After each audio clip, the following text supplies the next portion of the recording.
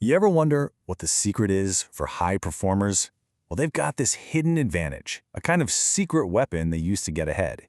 And you know what? It's not really about raw talent or dumb luck. It's a skill they've built on purpose. In today's Explainer, we're going to break that skill down piece by piece so you can build it for yourself. All right, let's just dive right in with a question for you. Think about that big project, that really important goal you keep, pushing off. Why? Why does that happen? Or how about this one? What about those habits, the ones you swear you're going to break, only to find yourself right back in the same spot a week later? It's such a frustrating cycle, isn't it? And then there's that feeling, right? That nagging sense that you are capable of so much more, but for some reason, something is just holding you back. If any of this is ringing a bell, it all points to one critical gap. It's this gap between who we think we are and what our results are actually telling us. See, on one hand, we have our intentions, our beliefs about who we are. But on the other hand, we've got the cold, hard data, our actual outcomes. And for most of us, there's a pretty big disconnect there. So why does this gap even exist? Well, it comes down to what we can call the self-awareness blind spot. We're living our lives, sure, but we're not really seeing ourselves clearly. Let's dig into why that is. Okay, so it pretty much comes down to three main culprits. First, most of us just don't have a real habit of reflection. We're so busy doing life, we never stop to analyze it. Second, there's emotional avoidance. When we feel uncomfortable, we distract ourselves instead of learning from it. And finally, we have no real feedback loops. We just don't measure our behavior to see what's actually happening. And this quote, man, it just says it all, doesn't it? You really can't improve what you refuse to observe. If you aren't willing to look at the data of your own life, the good, the bad, and yeah, the uncomfortable, you're just going to stay stuck. It's as simple as that. Okay, so what this all leads to is a fundamental choice we all have in how we live our lives. Are we just going to keep reacting to whatever happens to us, or are we going to start actively designing our path forward? And the tool that gets us from reacting to designing, that's extreme self-awareness. And listen, this isn't just some fluffy, navel-gazing thing. Look at the definition here. It's an active, predictive skill.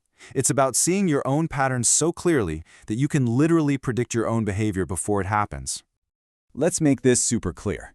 Average people, they're constantly just reacting to their impulses, their circumstances. But self-aware people, they see what's happening and they adjust, they course correct. And the winners, well, they take it a step further. They use that awareness to intentionally design themselves, their habits, and their entire future. All right, so you're probably thinking, okay, I get it, but how do I actually do this? That's where the framework comes in. This is the practical, step-by-step guide to becoming the architect of you. So the first part of this whole framework is all about building your foundation. 4 key steps here. Number 1, you've got to build a daily reflection system. I'm talking structured analysis, not just random thoughts. 2, track your behavior, not what you intended to do, because your actions are the only data that matters. 3, identify your trigger map, so you can understand what sets your patterns off. And 4, run weekly personal reviews, just like a CEO reviewing their business to see what's working and what's not. Okay, let's zoom in on that third step, the trigger map, because this thing is a game changer. It makes your hidden patterns totally visible. You just write down the trigger, the behavior that follows, and the final result.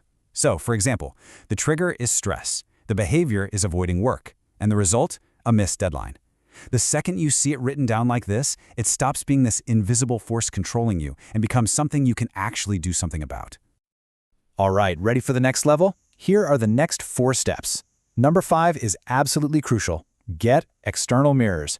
You can't read the label from inside the jar. 6, name your strength zones. This isn't just about fixing your flaws, it's about doubling down on what you're already great at.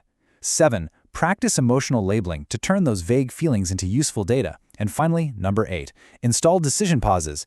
This is all about creating that tiny bit of space between an impulse and your reaction. And I really want to double-click on step 5 for a second, getting those external mirrors. This could be from a mentor, a really honest friend, even a performance review. And here it is, the single most powerful question you can ask them. What is one pattern you see in me that holds me back? And then your only job is to just listen. No defending, no explaining, just absorb the data. Okay, I know what you might be thinking.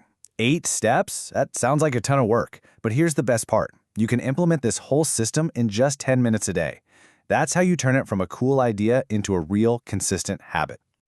So, what does this actually look like in practice? It's simple. You start with just 2 or 3 minutes answering a couple of reflection questions. Then you spend another few minutes tracking key behaviors. How much deep work did you do versus how much time did you waste? For minutes 7 and 8, you just jot down any triggers you noticed that day. And you finish with the last 2 minutes planning just one small adjustment for tomorrow. That's it. 10 minutes for a massive amount of clarity. And when you actually commit to doing this every day, something really fundamental starts to shift. You stop being a passenger in your own life and you start grabbing the steering wheel. You actually start winning from the inside out. So really, here's the bottom line. It's the difference between two mindsets. Average people, they're just stuck on repeat, running the same old programs over and over, kind of hoping things will change. But winners, they become students of themselves. They study their own behavior to find their edge. See, when you really get how your own internal operating system works, your patterns, your triggers, your strengths, you get to rewrite the code. This extreme self-awareness isn't just some feel-good exercise. It is a profound competitive advantage in every single area of your life. So think of this framework as your map. It lays out the entire terrain of your own mind and your behavior. The question isn't, what should I do anymore? You have the map. The only question left is, how will you redesign yourself?